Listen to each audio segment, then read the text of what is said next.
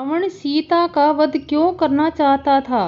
जैसे ही रावण को समाचार प्राप्त हुआ कि इंद्रजीत लक्ष्मण जी के द्वारा मारा गया है, यह दुखद समाचार सुनकर रावण के क्रोध का ठिकाना नहीं रहा। वह अपना बुद्धि और विवेक हो चुका था। उसकी आंखों में केवल प्रतिरोष की ज्वाला धधकने लगी। बिना सोचे विचारे उसने यह निर्णय लिया कि जिसके कारण मेरा पुत्र मारा गया है, आज मैं उसका भी वध कर डालूंगा।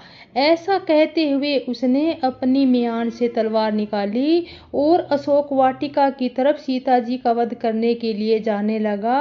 रावण को अब तक जितने भी योद्धा और उसके भाई व पुत्र मारे गए थे, तब इतना क्रोध नहीं आया था जितना क्रोध इंद्रजित की मृत्यु पर आया था, क्योंकि इंद्रजित रावण की तरह ही अजय था।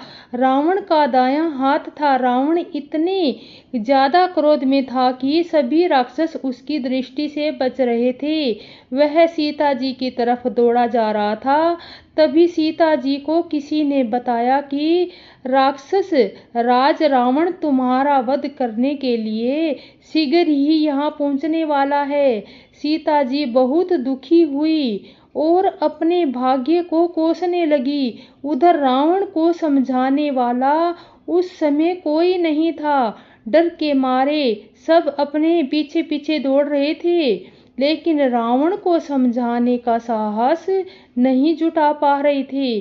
फिर रावण के एक मंत्री, जिसका नाम सुपार्श्व था, जो बहुत सुशील, सदाचारी और बुद्धिमान था, उन्होंने अपने प्राणों को संकट में डालते हुए रावण को समझाने की कोशिश की। रावण के मंत्री सुपार्श्व ने कहा कि हे राक्षस राज, आप कुबेर के भाई हैं। आपको धर्म का पालन करना चाहिए और धर्म का पालन करते हुए जनक नंदिनी सीता जी का वध करना सही नहीं है। हमारे शत्रु जनक नंदिनी नहीं बल्कि श्री राम है। हमें अपना क्रोध युद्ध भूमि में जाकर राम के सामने प्रस्तुत करना चाहिए। युद्ध भूमि में राम का वध करके आप अपने पुत्र इंद्रजीत के वध का बदला ले सकते हैं। सुपार्श्व के ऐसा समझाने पर रावण को होश आया और वह धर्म से हटकर कार्य करने जा रहा था। तब उसने सीता जी के वध का अपना निर्णय बदल लिया और अपनी तलवार को म्यान में रखते हुए अपने महल में वापस लौट गया। उसके बाद आगे क्या हुआ, यह हम अगली वीडियो में देखेंगे और इसके लिए लाइक करना, सब्सक्राइब करना। रामचंद्र जी जब धनुष के समीप आए, तब स्त्री पुरुषों ने देवताओं और पुण्यों को मनाया। सबका संदेह और अज्ञान, नीच राजाओं का अभिमान, परशुराम जी के गर्व की गुणवत्ता, देवता और श्रेष्ठ मुनियों की कार्तता, भय सीता जी का सोच, जनक का पश्चाताप और रानियों के दारुण दुख का दानलव, ये सब शिव जी के धनुष बड़े रूपी जहाज को पार कर समाज बनाकर उस पर चढ़ गए। ये श्री रामचंद्र जी की भुजाओं के बल रूपी अपार समुद्र के पार जाना चाहते हैं, परंतु कोई केवट नहीं है। श्री राम जी ने सब लोगों की ओर देखा और उन्हें चित्र में लिखे हुए से देखकर कि फिर कृपाधाम श्री राम जी ने सीता जी की ओर देखा और उन्हें विशेष व्याकुल जाना। उन्होंने जानकी जी को बहुत ही विकलक देखा। उनका एक एक क्षण कल्प के समान बीत रहा था। यदि प्यासा आदमी पानी के बिना शरीर छोड़ दे तो उसके मर जाने पर अमृत का तालाब भी क्या करेगा। सारी खेती के सूख जाने पर वर्षा किस काम की। समय बीत जाने पर फिर पछताने से क्या लाभ है। जी मैं ऐसा समझकर श्री राम जी ने जानकी जी की ओर देखा और उनका विशेष प्रेम जानकर पुलकित हो गए। मन ही मन उन्होंने गुरु को प्रणाम किया और बड़ी फुर्ती से धनुष को उठा लिया। जब उसे हाथ में लिया तब वह धनुष बिजली की तरह चमक रहा था और आकाश में मंडल जैसा मंडलाकार हो गया। तेल चढ़ाते और जोर से खींचते हुए उसी किसी ने नहीं देखा। अर्थात तीनों काम इतनी फुर्ती से हुए कि धनुष को कब उठाया, कब चढ़ाया, कब खींचा, इसका किसी को पता नहीं होगा। सब ने श्री राम जी को धनुष खींचे खड़े देखा। उसी क्षण में राम जी ने धनुष को बीच में से तोड़ डाला। भयंकर कठोर ध्वनि से सब लोग भर गए, घोर कठोर शब्द से लोग भर गए। सूर्य के घोड़े मार्ग छोड़कर चलने लगे, दिग्गज चिंगाड़ने लगे, धरती डोलने लगी। शेष वराह और कच्छप कमल ला उठे। उन्होंने राक्षस और मुनि कानों पर हाथ रखकर सब व्याकुल होकर विचारने लगे। तुलसीदास जी कहते हैं, जब सब निश्चय हो गया है कि राम जी ने धनुष को तोड़ डाला, तब श्री रामचंद्र जी की जय जय जयकार होने लगी। शिव जी का धनुष जहाज है और श्री रामचंद्र की भुजाओं का बल समुद्र है। वह सारा समाज डूब गया जो मोहवश पहले इस जहाज पर चढ़ा था। प्रभु ने धनुष के दोनों टुकड़ों को पृथ्वी पर रख दिए। यह सब देखकर सभी लोग सुखी हुए। विश्वामित्री रूप पवित्र समुद्र में, जिसमें प्रेम रूपी सुंदर अथाह जल भरा है, राम रूपी पूर्ण चंद्र को देखकर पुलवाकली रूपी भारी लहरें बढ़ने लगी। आकाश में जोर जोर से नगाड़े बजने लगे और देवगनाएं गान कर नाचने लगी। ब्रह्मा आदि देवता, सिद्ध और मुनीश्वर लोग प्रभु की प्रशंसा कर रहे हैं और आशीर्वाद दे रहे हैं। वे रंग बिरंगे फूल और मालाएं बरसा रहे हैं। किन्नर लोग रसीले गीत गा रहे हैं।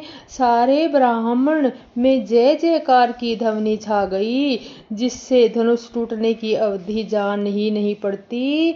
जहां तहां स्त्री पुरुष प्रसन्न होकर कह रहे हैं कि श्री रामचंद्र जी ने शिव के भारी धनुष को तोड़ डाला है। धीर बुद्धि वाले भाट, भांगद और सूत लोग वीरांजलि कृति का बखान कर रहे हैं। सब लोग घोड़े, हाथी, धन, मणि और वस्त्र निछावर कर रहे हैं। झांझ, मृंगद, शंख, शहनाई, भेरी, ढोल और सुहावने नगाड़े आदि बहुत प्रकार से सुंदर बाज बज रहे हैं।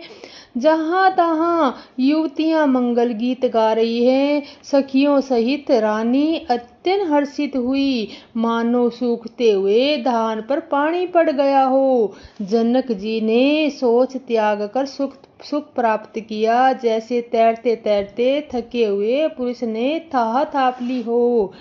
धनुष टूट जाने के लोगों ने ऐसी श्रीहीन हो गए, जैसे दिन में दीपक की शोभा जाती रहती है।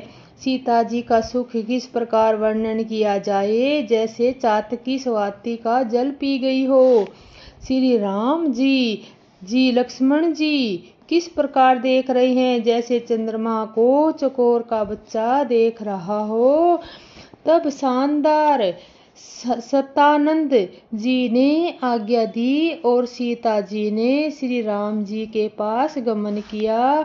साथ में सुंदर चतुर सखियां मंगलाचार के गीत गा रही हैं। सीता जी बाल हंसिनी की चाल से चली, उनके अंगों में अपार शोभा है।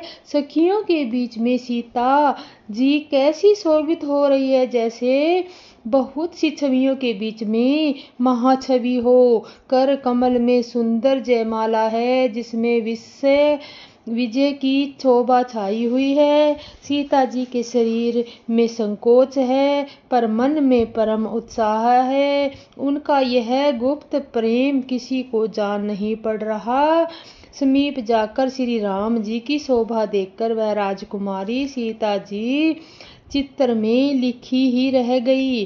चतुर सखी ने यह दशा देखकर समझा कर कहा, सुहावनी जयमाला पहनाओ। यह सुनकर सीता जी ने दोनों हाथों से माला उठाई पर प्रेम के वश में पहनाई नहीं जा गई। मानो डांडियों सहित दो कमल चंद्रमा को डरते हुए जयमाला दे रहे हो। इस छवि को देखकर सखियां गाने लगी। तब सीता जी ने श्री राम जी के गले में जयमाला पहना दी। श्री रघुनाथ जी के हृदय पर जयमाला देखकर देवता फूल बरसाने लगे। समस्त राजगण इस प्रकार सकुचा गए जैसे सूर्य को देखकर कुमुद का समूह सिकुड़ गया हो। नगर और आकाश में बाजे बजने लगे। दृष्ट लोग उदास हो गए और सज्जन लोग सब प्रसन्न हो गए। देवता, किन्नर, मनुष्य, नाग और मुनीश्वर जय जयकार करके आशीर्वाद दे रहे हैं। देवताओं की स्त्रियां नाचती गाती है। बार बार हाथों में पुष्प की अटलियां छूट रही है। जहां तहां ब्राह्मण वेद ध्वनि कर रहे हैं और भाट लोग वीरावली बखान कर रहे हैं। पृथ्वी, पाताल और स्वर्ग तीनों लोकों में यश फैल गया कि श्री रामचंद्र जी ने धनुष तोड़ दिया और सीता जी को वर्णन कर लिया। नगर के नर नारी आरती कर रहे हैं और अपनी हैसियत पूंजी को भुलाकर सांभर से अधिक निछावर कर रहे हैं। श्री सीता जी की जोड़ी ऐसी सुशोभित हो रही है जैसे सुंदरता और श्रृंगार ए रस एकत्रित हो गए हों। सखियां कह रही है, सीते स्वामी के चरण छुओ, किंतु सीता जी अत्यंत भयभीत होकर उनके चरण नहीं छूती। गौतम जी स्त्री अहिल्या की गति का स्मरण करके सीता जी ने राम जी के चरणों में हाथों से स्पर्श नहीं कर रही है। सीता जी अलौकिक प्रीति जानकर रघुकुल मणि श्री रामचंद्र जी के मन ही मन में हंसे और उस समय सीता जी को देखकर कुछ राजा लोग ललचा उठे। वे दुष्ट, कपूत और मुठ राजा मन में बहुत तमाए। वे अभागे उठ उठ कर कवच पहनकर जहां तहां गाल बजाने लगे। लोग कोई कहते हैं, सीता को छीन लो और दोनों राजकुमारों को पकड़कर बांध लो। धनुष तोड़ने से ही चाह नहीं सरेगी। हमारे जीते जी राजकुमारी को वह कौन ब्याह सकता है। यदि जनक जी कुछ सहायता करे तो युद्ध में दोनों भाइयों सहित उसे भी जीत लो। ये वचन सुनकर साधु राजा बोले, इस राज समाज को देखकर तो लज्जा भी लज्जा गई। अरे तुम्हारा बल प्रताप वीरता बढ़ाई और नाक और धनुष के साथ ही चली गई। वही वीरता थी कि अब कहाँ से मिलेगी। ऐसी दृष्टि बुद्धि है, तभी तो विधाता ने तुम्हारे मूर्खों पर कालिख लगा दी। ईर्ष्या, घमंड और क्रोध छोड़कर नेत्र भरकर श्री राम जी ने छवि को देख लो। लक्ष्मण के क्रोध को प्रलभ अगली जानकर उसमें पतंगे मत बनो। जैसे गरुड़ का भाग कौवा चाहे, सिंह का भाग खरगोश चाहे, बिना कारण ही क्रोध करने वाला अपनी कुशल चाहे, शिव जी से विरोध करने वाला सब प्रकार की संपत्ति चाहे, लोभी लालची सुंदर कृति चाहे, कामी मनुष्य निष्कलता क्या पा सकता है। और जैसे श्री हरि के चरणों के विमुख मनुष्य परम गति चाहे।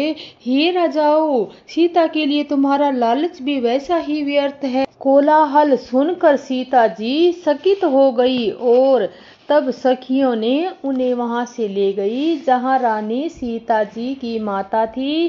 श्री रामचंद्र जी मन में सीता के प्रेम का बखान करते हुए स्वाभिमान चाल से गुरु जी के पास चले। रानियों सहित सीता जी दृष्ट राजाओं के दुर्वचन सुनकर सोच के वंश में कि न जाने विधाता अब क्या करने वाले हैं। राजाओं के वचन सुनकर लक्ष्मण जी इधर उधर ताकते हैं, किंतु श्री रामचंद्र जी के डर से कुछ बोल नहीं सकते। उनके नेत्र लाल और मोहे टेढ़ी हो गई है और वो क्रोध के कामाओं की ओर देखने लगे, मानो मतवाले हाथियों का झुंड देखकर सिंह के बच्चे को जोश आ गया हो। खलबली देखकर जनकपुरी की स्त्रियां व्याकुल हो गई और सब मिलकर राजाओं को गालियां देने लगी। उसी मौके पर शिव जी के धनुष का टूटना सुनकर मृग कुल रूपी कमल के सूर्य परशुराम जी आए। इन्हें देखकर सब राजा संकुचा गए, मानो बाज के झपटने पर बटेरू लुक छिप जाते हैं। गोरे शरीर की विभूति बड़ी फब रही है और विशाल ललाट पर त्रिपुण विशेष शोभा दे रहा है। सिर पर जटा है, सुंदर मुख है, चंद्र क्रोध के कारण कुछ लाल हो गया है, मुंह टेढ़ी और आंखें क्रोध से लाल है। सहज ही देखते हैं तो भी ऐसा जान पड़ता है मानो क्रोध कर रहे हैं। बैल के समान ऊंचे और पुष्ट कंधे, छाती और भुजाएं विशाल है। सुंदर यशोवती धारण किए, माला पहनने पर मृगशाला के लिए है। कमर में मुनियों का वस्त्र और तरकस बंधे हैं। हाथ में धनुष बाण और सुंदर कद पर फरसागर धारण किए हैं। शांत भेष है परंतु करनी बहुत कठोर है। स्वरूप का वर्णन नहीं किया जा सकता, मानो वीर रस की मुनि का शरीर धारण करके जहां सब राजा लोग वहां आ गए हों। परशुराम जी का भयानक वेश देखकर सब राजा भय से व्याकुल होकर उठ खड़े हुए और पिता सहित अपना नाम कह कहकर सब दंडवत प्रणाम करने लगे। परशुराम जी हित समझकर भी सहज ही जिनकी ओर देख लेते हैं वह समझना ही जैसे मेरी आयु पूरी हो गई हो। फिर जनक जी ने आकर सिर झुकाया और सीता जी को बुलाकर प्रणाम करवाया। परशुराम जी ने सीता को आशीर्वाद दिया। सखियां हर्षित हुई और वहां तब अधिक देर ठहरना ठीक न समझकर वे सियानी सखियां उनको अपनी मंडली में ले गई। फिर विश्वामित्र जी आकर मिले और उन्होंने दोनों भाइयों को उनके चरण कमलों पर गिराया। विश्वामित्र जी ने कहा, हे राम, हे लक्ष्मण, राजा दशरथ के पुत्र हैं। उनकी सुंदर जोड़ी देखकर परशुराम जी ने आशीर्वाद दिया। कामदेव के भी मंद को छुड़ाने वाले श्री रामचंद्र जी के अपार रूप को देखकर उनके नेत्र थकित सम्मित हो रहे हैं। फिर सब देखकर भाग जानते हुए भी अनजान की तरह जनक जी से पूछते हैं कि कहो, यह बड़ी भारी कैसी भीड़ कैसी है? उनके शरीर में क्रोध कहाँ से छा गया जिस कारण सब राजा आए थे? राजा ने जनक ने वे सब समाचार को सुनाए। जनक के वचन सुनकर परशुराम जी ने फिर कर दूसरी ओर देखा। धनुष के टुकड़े पृथ्वी पर पड़े हुए दिखाई दिए। अत्यंत क्रोध में भरकर वे कठोर वचन बोले, रे मूर्ख जनक, बता धनुष किसने तोड़ा? उसे शीघ्र दिखा, नहीं तो अरे मुंड, आज मैं जहां तक तेरा राज्य है वहां तक की पृथ्वी उलट दूंगा। राजा को अत्यंत डर लगा जिसके कारण वो उत्तर नहीं देते। यह देखकर कुटिल राजा मन में बड़े प्रसन्न हुए। देवता, मुनि, नाग के स्त्री पुरुष सभी सोचने लगे कि सबके हृदय में बड़ा भय है। सीता जी की माता मन में पछता रही है कि हाय, विधाता ने अब बनी बनाई बात बिगाड़ दी। परशुराम जी का स्वभाव सुनकर सीता जी को आधा क्षण में ही कल्प के समान बीतने लगा। तब श्री रामचंद्र जी सब लोगों को भयभीत देखकर सीता जी को डरी हुई जानकर बोले। उनके हृदय में कुछ हर्ष था न विषाद। और हे नाथ, शिव जी के धनुष को तोड़ने वाला आपका कोई एक दास ही होगा। क्या आज्ञा है मुझसे क्यों नहीं कहते। यह सुनकर क्रोधी मुनि रिसा कर बोले, सेवक वह है जो सेवा का काम करे, शत्रु का काम करके तो लड़ाई ही करनी चाहिए। हे राम सुनो, जिसने शिव के धनुष को तोड़ा है वह सहस बासु के समान मेरा शत्रु है। वह इस समाज को छोड़कर अलग हो जाए, नहीं तो सभी राजा मारे जाएंगे। मुनि के कठोर वचन सुनकर लक्ष्मण जी मुस्कुराए और परशुराम जी का अपमान करते हुए बोले, हे गोसाई, लड़कपन में हमने बहुत सी धनुषियां तोड़ डाली, किंतु आपने ऐसा क्रोध कभी नहीं किया। इसी धनुष पर इतनी ममता किस कारण से है। यह सुनकर मृगवंश की ध्वजा स्वरूप परशुराम जी को क्रोध होकर कहने लगे, अरे राजपुत्र, काल के वंश में होने से तुझे बोलने में कुछ भी होश नहीं है। सारे संसार में विख्यात शिवजी का यह धनुष क्या धनु ही के समान है। लक्ष्मण जी ने हंसकर कहा, हे देव सुनिए, हमारे जान में भी सभी धनुष एक जैसे ही हैं। पुराने धनुष के तोड़ने में क्या हानि लाभ। श्री रामचंद्र जी ने इसे नवीन के धोखे में देखा था, फिर यह तो छूते ही टूट गया। इसमें रघुनाथ जी का भी कोई दोष नहीं है। मुनि, आप बिना ही कारण किस लिए क्रोध करते हैं। परशुराम जी ने अपने फरसे की ओर देखा और बोले, अरे दुष्ट, तूने मेरा स्वभाव नहीं सुना।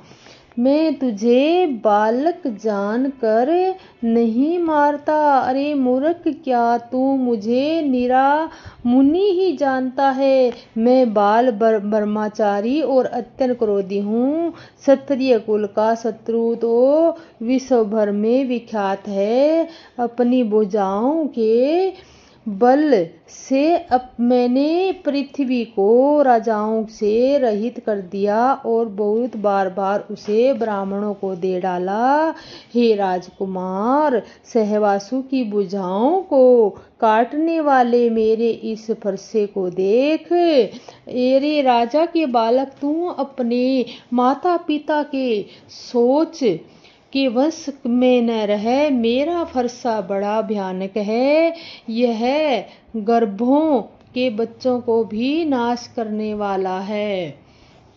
लक्ष्मण जी हंसकर बोले, ओहो मुनीश्वर जी, आपको बड़ा भारी योद्धा समझते हैं। बार बार मुझे कुल्हाड़ी दिखाते हैं, फूंक से पहाड़ उठाना चाहते हैं। यहाँ कोई कुमड़ी की बत्तियां छोटा कच्चा फल नहीं है तो तर्जनी सबके आगे की उंगलियों को देखते ही मर जाती है।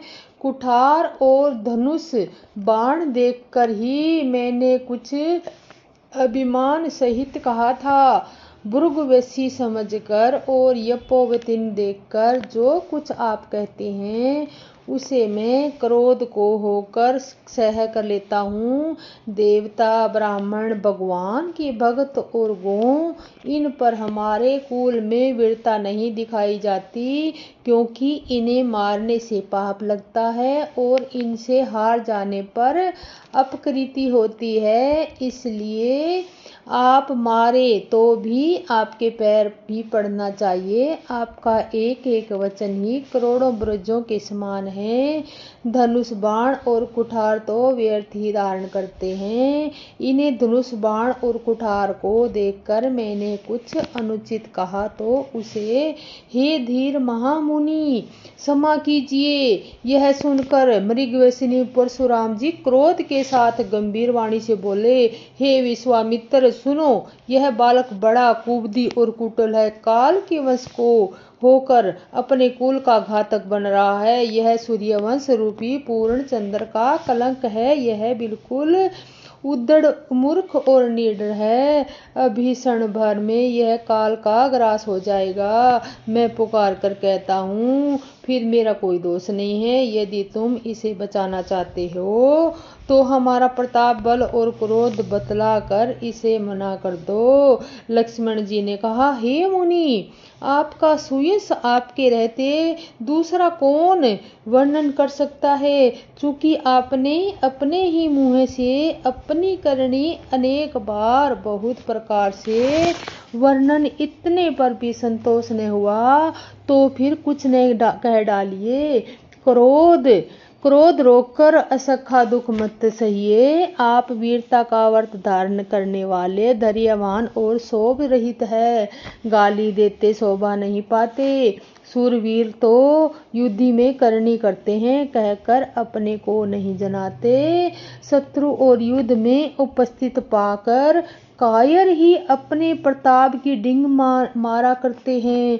आप तो मानो काल को हाँक लगाकर बार बार उसे मेरे लिए बुलाते हैं। लक्ष्मण जी के कठोर वचन सुनकर ही परशुराम जी ने अपने भयानक परसे को सुधार कर हाथ में ले लिया।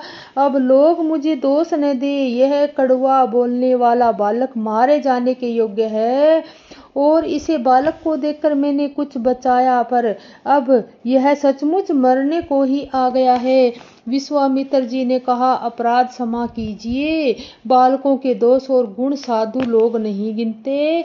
परशुराम जी बोले, तीखी धार का कुठार में दया रहित और क्रोधी और यह गुरु द्रोही और अपराधी मेरे सामने है। उत्तर दे रहा हूँ, इतने पर भी मैं इसे बिना मारे छोड़ रहा हूँ। सो है विश्वामित्र, केवल तुम्हारे शील प्रेम से नहीं तो इसे इस कठोर कुठार से काट कर थोड़े ही परिश्रम से गुरु से उक्षण हो जाता है। विश्वामित्र जी ने हृदय में हंसकर कहा, मुनि को हरा सूझ रहा है। अर्थात शरत विजय होने के कारण श्री राम लक्ष्मण को साधारण क्षत्रिय ही समझ रहे हैं, किंतु यह लोभमयी केवल फौलाद की बनी हुई है, खांड खाड़ा अखड़ और उख। तब श्री रामचंद्र जी पर एहसान जनाकर परशुराम जी बोले, तेरा छोटा भाई समझकर मैंने इसे बचा रहा हूँ। यह मन का मैला और शरीर का कैसा सुंदर है, कैसे विष के रस में भरा हुआ सोने का घड़ा है। यह सुनकर लक्ष्मण जी फिर हंसे। तब श्री रामचंद्र जी ने तिरछी नजर से उनकी तरफ देखा, जिससे लक्ष्मण और सकुचाकर विपरीत बोलना छोड़कर गुरु जी के पास चले गए। श्री रामचंद्र जी को दोनों हाथ जोड़कर अत्यंत विनय से साथ कोमल और शीतल वाणी बोले, हे नाथ सुनिए, आप तो स्वभाव से ही सुजान हैं। आप बालक के वचन पर ध्यान न दीजिए, उसे सुना अनसुना कर दीजिए। बैर और बालक का एक ही स्वभाव है, सतजन इन्हें कभी दोष नहीं लगाते। फिर उनसे लक्ष्मण ने जो तो कुछ काम भी बिगाड़ा है, तो हे नाथ, आपका अपराधी तो मैं हूँ। अतः हे स्वामी, कृपा क्रोध वध और बंधन जो कुछ करना है हो दास की ही तरह अर्थात दास समझकर मुझ पर कीजिए, जिस प्रकार से शीघ्र आपका क्रोध दूर हो। हे मुनिराज, बताइए मैं वही उपाय करूं। मुनि ने कहा, हे राम, क्रोध कैसे आए, क्रोध कैसे जाए। अब भी तेरा छोटा भाई टेढ़ा ही ताक रहा है। इसकी गर्दन पर मैंने कुठार न चलाया तो क्रोध करके किया ही क्या। मैंने जिस कुठार की और घोर करनी सुनकर आ जाऊं कि स्त्रियों के गर्भ गिर पड़ते हैं, उसी फरसे के रहते मैं इस शत्रु राज पुत्र को जीवित देख रहा हूँ। हाथ चलाना नहीं, क्रोध से छाती जली जाती है। हाय राजाओं का घातक, यह कुठार भी कुठलित हो गया, विधाता विपरीत हो गया। इससे मेरा स्वभाव बदल कर गया, नहीं तो भला मेरे हृदय में किस समय भी कृपा कैसी, आज दया कर मुझे यह सुधह दुख सरा रही है। कि यह सुनकर लक्ष्मण जी मुस्कुरा कर सिर झुकाया और कहा, आपकी कृपा रूपी वायु की आपकी मूर्ति के अनुकूल ही वचन बोलते हैं, मानो फूल जड़ी रहे हैं। हे मुनि, यदि कृपा करने से आपका शरीर जल रहा है तो क्रोध होने पर भी शरीर की रक्षा विधाता ही करेंगे। परशुराम जी ने कहा, हे जानक, देख यह मूर्ख बालक हट करके यमपुरी के घर में निवास करना चाहता है, इसको शीघ्र ही आंखों की ओट क्यों नहीं करते? यह राजपुत्र देखने में छोटा है पर भी बड़ा खोटा है। लक्ष्मण जी ने हंसकर कहा, मन ही मन कहा, आंख मूंद लेने पर कहीं कोई नहीं है। तब परशुराम जी ने हृदय में अत्यंत क्रोध भरकर श्री राम जी से बोले, अरे सठ, तू शिव जी का धनुष तोड़कर उल्टा इन्हीं को ज्ञान सिखाता है। तेरा यह भाई तेरी ही संपत्ति से कटु वचन बोलता है और तू छल के साथ हाथ जोड़कर विनय करता है। या तो युद्ध में मेरा संतोष कर, नहीं तो राम कहलाना छोड़ दे।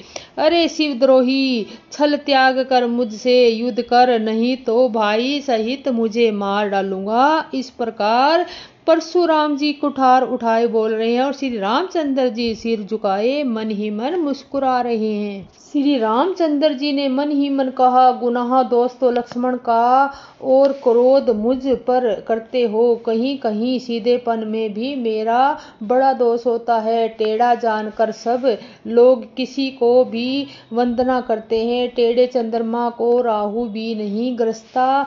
श्री रामचंद्र जी प्रकट कहा, हे मुनीश्वर, क्रोध छोड़िए। आपके हाथ में कुठार है और मेरा यह सिर आगे है। जिस प्रकार आपका क्रोध जाए, हे स्वामी, वही कीजिए।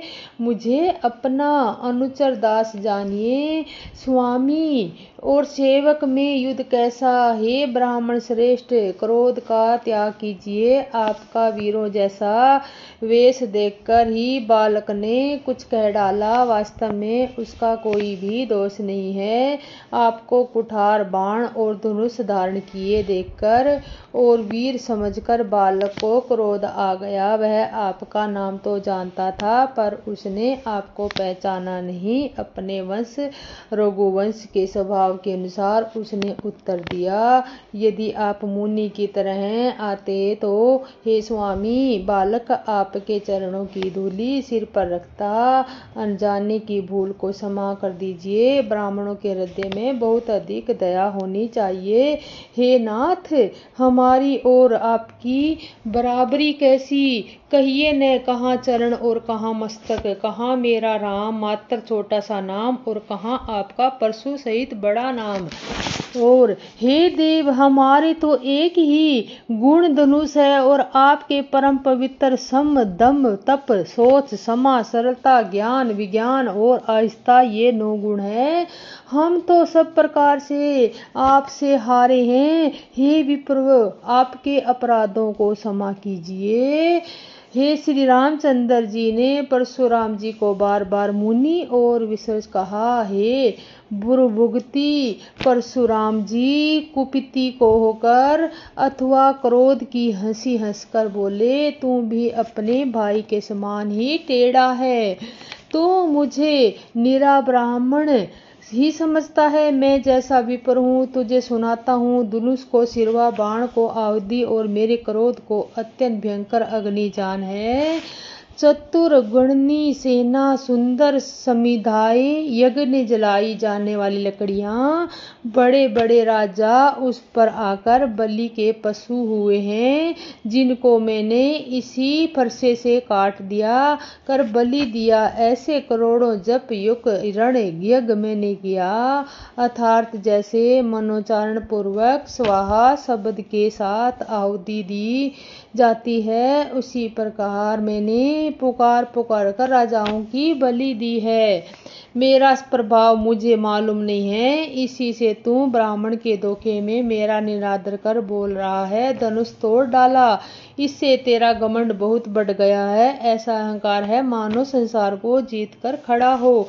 श्री रामचंद्र जी ने कहा, हे मुनि, विचार कर बोलिए। आपका क्रोध बहुत बड़ा है और मेरी भूल बहुत छोटी है। पुराना धनुष था, छूते ही टूट गया। मैं इस कारण अभिमान करूं? हे प्रभुनाथ, यदि हम सचमुच ब्राह्मण कहकर निरादर करते हैं तो वह सत्य सुनिए। फिर संसार में ऐसा कौन योद्धा है जिसे हम डर के मारे मस्तक झुकाएं?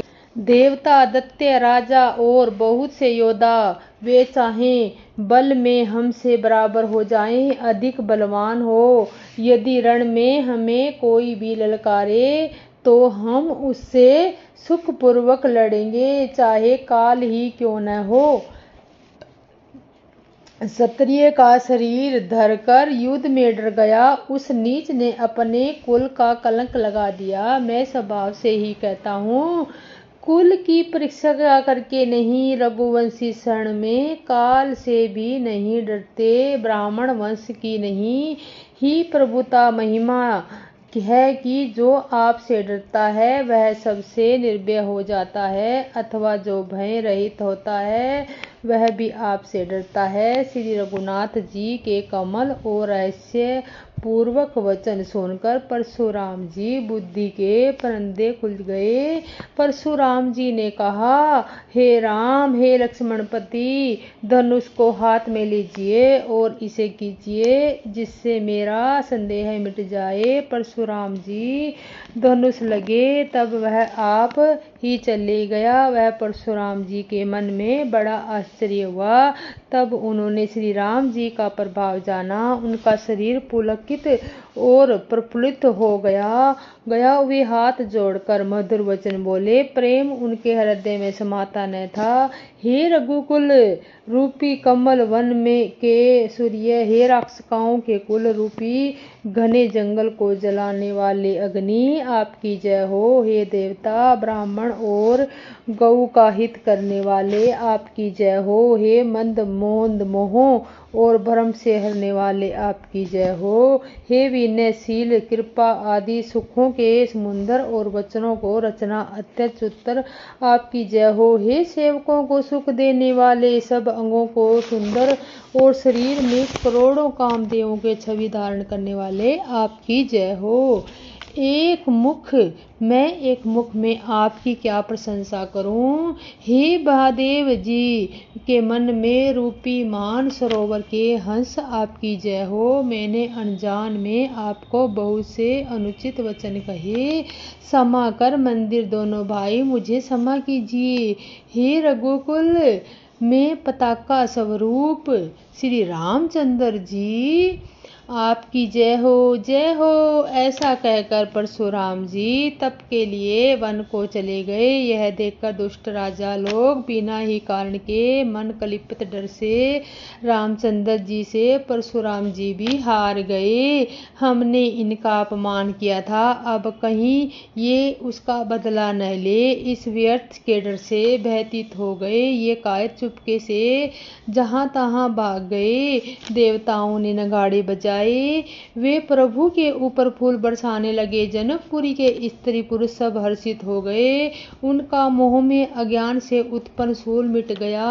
खूब जोर से बाजे बजने लगे। सभी ने मनोहर मंगल साज सजे। सुंदर मुख और सुंदर नेत्रों वाली तथा कोयल के समान मधुर बोलने वाली स्त्रियां झुंड के झुंड मिलकर सुंदर गान करने लगी। जनक जी के सुख का वर्णन नहीं किया जा सकता, मानो जन्म का धरती धन का खजाना पा गया हो, सीता जी का भेग जाता रहा हो। वे ऐसी सुखी हुई जैसे चंद्रमा के उदय होने पर चकोर की कन्या सुखी हो जाती है। जनक जी ने विश्वामित्र जी को प्रणाम किया। प्रभु की कृपा से श्री रामचंद्र जी ने धनुष तोड़ा। दोनों भाइयों ने मुझ पर कृपात किया। हे स्वामी, अब मैं उचित होकर कीजिए। ज्यों ही लक्ष्मण जी क्रोध भरे वचन बोले कि पृथ्वी डगमगा उठी और दिशाओं के हाथी कांप गए। तभी लोग और सब राजा डर गए। सीता जी के हृदय में हर्ष हुआ और जनक जी सकुचा गए। गुरु विश्वामित्र जी, श्री रघुनाथ जी और सब मुनि मन में प्रसन्न हुए और बार बार पुलकित होने लगे। श्री रामचंद्र जी ने इशारे से लक्ष्मण को मना किया और प्रेम सहित अपने पास बैठा लिया। विश्वामित्र जी शुभ समय जानकर अत्यंत प्रेम भरी वाणी से बोले, हे राम, उठो, शिव जी का धनुष तोड़ो और तात जनक जी का संताप मिटाओ। गुरु के वचन सुनकर राम जी के चरणों में सिर झुकाया। उनके मन में हर्ष हुआ न विषाद, और वे अपनी एड़ से जवान जवान सिंह को भले ही लजाते हुए सहज स्वभाव से ही उठ खड़े हुए।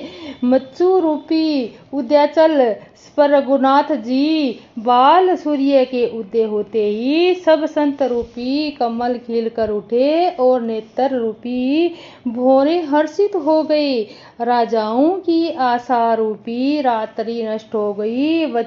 उनके वचन रूपी तारों के समूह का चमकना बंद हो गया।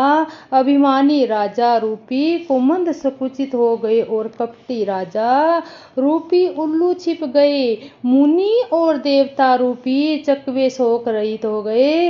वे फूल बरसाकर अपनी सेवा प्रकट कर रहे हैं।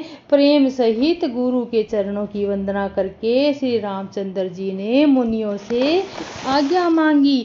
समस्त जंगल के स्वामी श्री रामचंद्र जी को मतवाले श्रेष्ठ हाथी जैसी चाल के स्वाभाविक ही चले।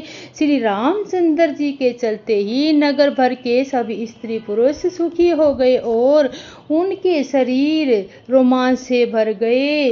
उन्होंने पितर और देवताओं की वंदना करके अपने गुणों का स्मरण किया। यदि हमारे पुण्यों का कुछ भी प्रभाव हो तो गणेश गुसाई श्री रामचंद्र जी शिव जी के धनुष को कमल की डंडी भांति तोड़ डाले। श्री रामचंद्र जी को प्रेम के साथ देखकर सखियों को समीप बुलाकर सीता जी की माता स्नेहवश बिलख बिलख कर विलाप करती हुई ये वचन बोली, हे सखी, ये हमारे हितु कहलाते हैं। वे भी तमाशा देखने वाले हैं। कोई भी इनके गुरु विश्वामित्र जी को समझा कर नहीं कहते कि राम जी बालक है, उनके लिए ऐसा हट अच्छा नहीं। जो धनुष रावण और बाणासुर जैसे जंग विजयी वीरों के हिलाए न हिला, उसे तोड़ने के लिए मुनि विश्वामित्र जी का नाम राम जी को आज्ञा देना और राम जी का उसे तोड़ने के लिए चल देना रानी को हट जान पड़ा। इसलिए वह कहते हैं कि गुरु विश्वामित्र जी को कोई समझाते क्यों नहीं। रावण और बागासुर ने किस धनुष को छुआ तक नहीं और सब राजा घमंड करके हार गए। वही धनुष इस सुकुमार राजकुमार के हाथों में दे रहे हैं। हंस के बच्चे भी कहीं मद्राचल पहाड़ उठा सकते हैं और कोई समझा कर कहे या नहीं। राजा तो बड़े समझदार और ज्ञानी हैं, उन्हें तो गुरु को समझाने की चेष्टा करनी चाहिए, परंतु मालूम होता है राजा का भी सारा सयानापन समाप्त हो गया है। हे सखी, विधाता की गति कुछ जानने में नहीं आती। यूं ही कहकर रानी चुप हो जाती है। तब एक चतुर राम जी के महत्व को जानने वाली सखी कोमलवाणी से बोली, हे रानी, तेजवान को देखने में छोटा होने पर भी छोटा नहीं गिनना चाहिए। कहाँ घड़े से उत्पन्न होने वाले मुनि अंगस्त्य और कहाँ अपार समुद्र, किंतु उन्होंने उसे सोख लिया जिसका सुयश सारे संसार में छाया हुआ है। सूर्य मंडल देखने में छोटा लगता है, पर उनके उदय होते ही तीनों लोकों में अंधकार नष्ट हो जाता है। जिसके वंश में ब्रह्मा, विष्णु, शिव और सभी देवता है, वह मंत्र अत्यंत छोटा होता है। महान मत वाले गजराज जो छोटा सा अंकुश वंश में कर लेता है। कामदेव ने फूलों का ही धनुष बाण लेकर समस्त लोगों को अपने वश में कर रखा है। हे देवी, ऐसा जानकर संदेश त्याग दीजिए। हे रानी, रामचंद्र जी धनुष को अवश्य ही तोड़ेंगे। सुखी के वचन सुनकर राम को विश्वास हो गया। उनकी उदासी मिट गई और श्री रामचंद्र जी के प्रति उनका प्रेम अत्यंत बढ़ गया। उस समुंदर श्री रामचंद्र जी को देखकर सीता जी व्यथित हृदय से जिस देवता से गिनती कर रही है, वे व्याकुल होकर मन ही मन मना रही है, हे महेश भवानी, मुझ पर प्रसन्न होइए। मैंने आपको जो सेवा की है उसे सुफल कीजिए और मुझ पर कृपा करके धनुष के भारीपन को हर लीजिए। हे गणों के नायक, वर देने वाले देवता गणेश जी, मैंने आज के लिए तुम्हारी सेवा की थी। बार बार मेरी विनती सुनकर धनुष का भारीपन बहुत ही कम कर दीजिए। श्री रघुनाथ जी को देखकर सीता जी ने धीरज धर देवताओं को मना रही है। उनके नेत्रों में प्रेम के आंसू भरे हैं और शरीर में रोमांच हो रहा है। अच्छी तरह नेत्र भरकर राम जी को शोभा देखकर फिर पिता के पर्ण का स्मरण करके सीता जी का मन दुष्ट हो उठा। वे मन ही मन कहने लगी, ओहो पिताजी, बड़ा ही कठिन हठ ठाना है। वह लाभ हानि कुछ भी नहीं समझ रहे। मंत्री डरे हैं इसलिए कोई उन्हें सीख भी नहीं देता। पांडवों की सभा में यह बड़ा अनुचित हो रहा है।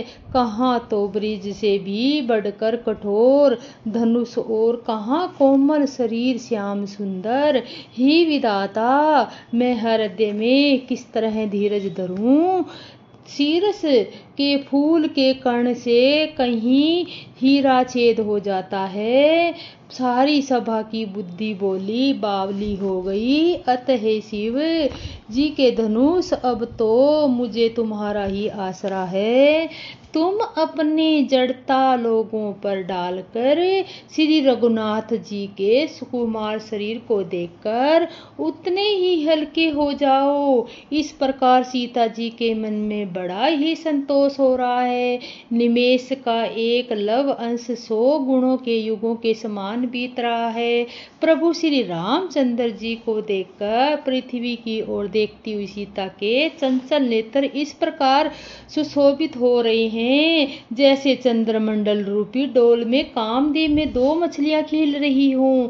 सीता जी की वाणी रूपी बर्मी और उनके सुख रूपी कमल ने रोक रखा है। लाज रूपी रात्रि को देखकर वह प्रकट नहीं हो रही। नेत्रों का जल क्षेत्रों के कोने में कोए में ही रह जाता है, जैसे बड़े भारी कंजूस का सोना कोने में ही गड़ा रह जाता है। अपनी बड़ी हुई व्याकुलता जानकर सीता जी संकुचा गई और धीरज धरकर हृदय में विश्वास ले आई कि यदि तन मन धन और वचन से मेरा प्रण सच्चा है और श्री रघुनाथ जी के चरण कमलों में मेरा चित्त वास्तव में अनुरक्त है, तो सबके हृदय में निवास करने वाले भगवान मुझे रघु श्रेष्ठ ही श्री रामचंद्र जी की दासी अवश्य बनाएंगे। जिसका जिस पर सच्चा स्नेह होता है वह उसे अवश्य ही मिलता है, उसमें कुछ भी संदेह नहीं है। प्रभु की ओर देखकर सीता जी ने शरीर के द्वारा प्रेम ठान लिया। कृपा निधान श्री रामचंद्र जी सब जान गए। उन्होंने सीता जी को देखकर धनुष को कैसे देखा, जैसे गुरुड़ जी छोटी सी सांप को देखते हैं। इधर जब लक्ष्मण जी ने देखा रघुकुल मणि श्री रामचंद्र जी शिव के धनुष की ओर देखा है, तो वे शरीर पुलकित होकर ब्राह्मणों के चरणों को दबाकर वचन बोले, हे दिगंजो, हे कच्छप, हे शेष, हे वराह, धीरज धरकर पृथ्वी को थामे रहो, जिसमें यह हिल न पाए। श्री रामचंद्र जी शिव जी के धनुष को तोड़ना चाहते हैं। मेरी आज्ञा सुनकर सब सावधान हो जाओ। श्री रामचंद्र जी जब धनुष के समीप आए तब सब स्त्री पुरुषों ने देवताओं और पुण्यों ने को मनाया।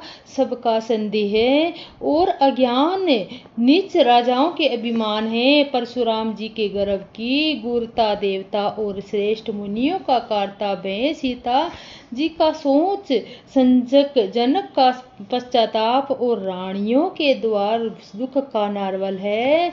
और ये सब शिव जी के धनुष रूपी बड़े जहाज को पार कर समाज बनाकर उस पर जा चढ़े। ये श्री राम जी की भुजाओं के बल रूपी अपार समुद्र के पार जाना चाहते हैं, परंतु कोई केवट नहीं है।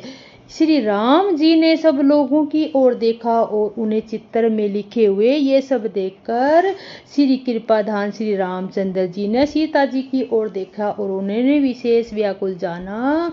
उन्होंने जानकी जी को बहुत ही विकलक देखा। उनका एक एक क्षण कल्प के समान बीत रहा है। यदि प्यासा आदमी पानी के बिना शरीर छोड़ दे तो उसके मर जाने पर अमृत का तालाब भी क्या करेगा।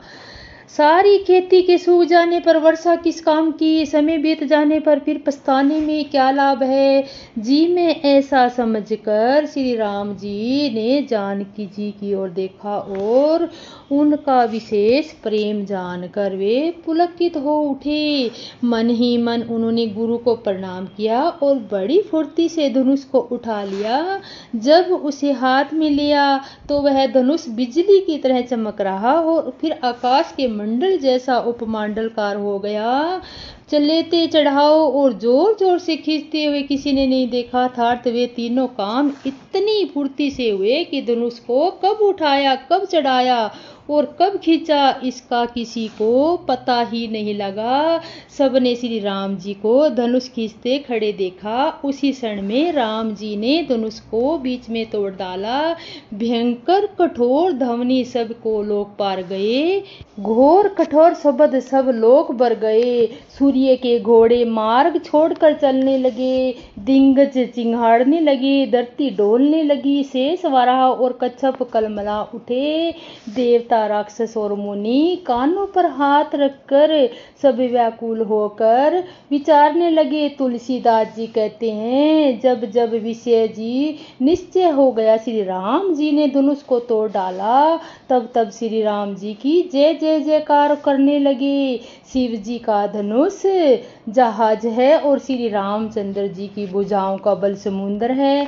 वह सारा जहाज डूब गया और मोहवश सबसे पहले जहाज पर चढ़ा था। प्रभु ने धनुष को 2 टुकड़ों में पृथ्वी पर रख दिए। यह देखकर सभी लोग सुखी हुए। विश्वामित्र रूपी समुद्र में है